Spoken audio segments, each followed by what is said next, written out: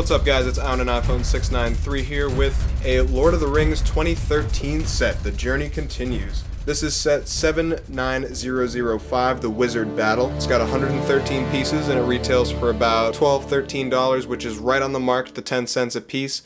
The only thing that's kind of rough on it is you're really buying the set to get Saruman and Saruman alone. Maybe the Eye of Sauron is cool, but you're buying this set mostly to get Saruman. I mean, not to say this set doesn't have kick-ass figures in general, it does. They're great figures, but a lot of people already have Gandalf, but most people are trying to get Saruman. And if you're not getting the Orthanc set, the $200 set, then this is a great set to just pick up Saruman for maybe $10. And if you go to Toys R Us and get the buy one get one deal, then and you get this set as your second set, you're really paying a very small price for that extra Saruman. But I mean, it's a good set, it's pretty basic, it's not necessary if you're going to get the Orthanc set, but let's take a look at those minifigures.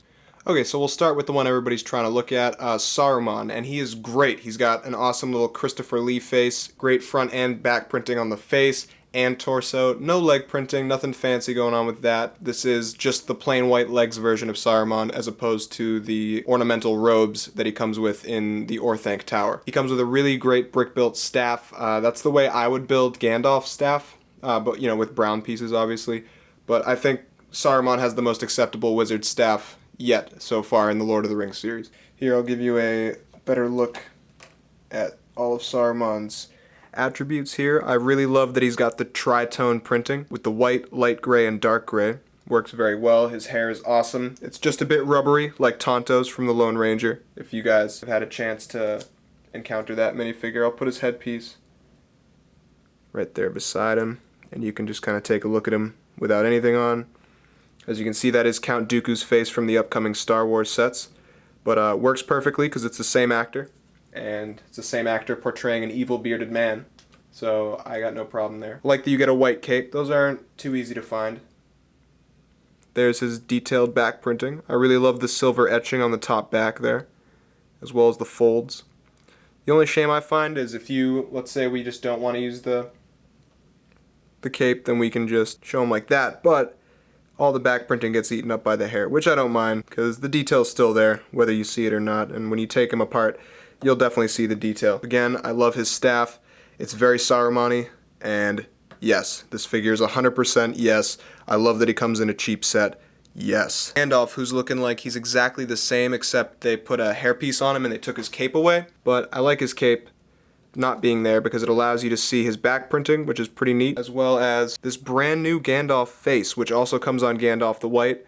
But you get him screaming and angry with the furrowed eyebrows. Or you can have him sedate and pleased to be around the company of everybody with that face. And I really like that they give us that option because now Gandalf has 3 different faces he could do. It's good that we get this piece of hair. They've solidified the fact that that's what Gandalf looks like without his hat on, even though the bottom of his hair disappears once it goes on. The staff that he comes with is pretty lame. There's a lot of ways to build better ones. The Brick Show has a video on where to buy a better one, but I'm thinking about making a video on how to just make a better one. So there it is. They're both looking pretty good.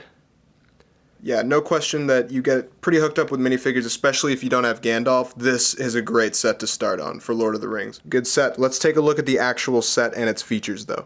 Okay, so I got it on a little turntable here so I can give you a little good 3-dimensional look of what the set pretty much looks like all around. And it is very, very fun to look at. As you can see, the Eye of Sauron is printed on here on both sides of the head. You get 3 awesome little globe pieces, a lot of black bricks, some large gray bricks, and you might notice these 2 small switches back here. And what those do, if you turn this one down here, it spins the Eye of Sauron. So you can get that going. If you put Gandalf on here, and you whip it around, you can throw him around like magic, like the Eye of Sauron's messing him up. That's a great play feature. And back here, this other knob just pushes forward, and you might think, well, why does that happen? Because obviously this is Saruman's throne. We'll go ahead and sit him down, and what so many minifigure enthusiasts like about this set is that you can put Saruman in his chair here, and there's a gap for his cape to go through, so you don't have to ruffle up his cape to sit him down. But then you can activate your lever, and he goes flying. And if you do it the right way, I'm sure he goes lunging right at Gandalf. It looks very cinematic, just like in the film. Here's another 360 of the set with these two wizardly fellows.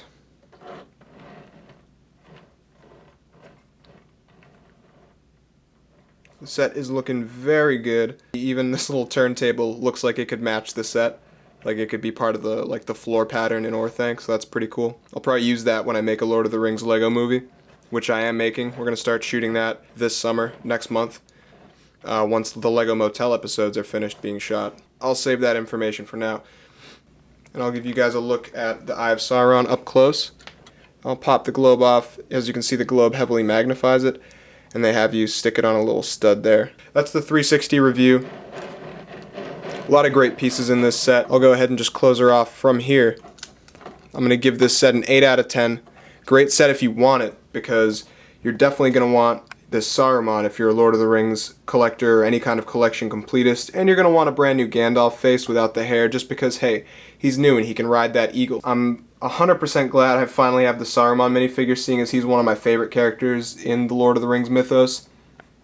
But overall, great set if you want it. 8 out of 10. I suggest you pick it up.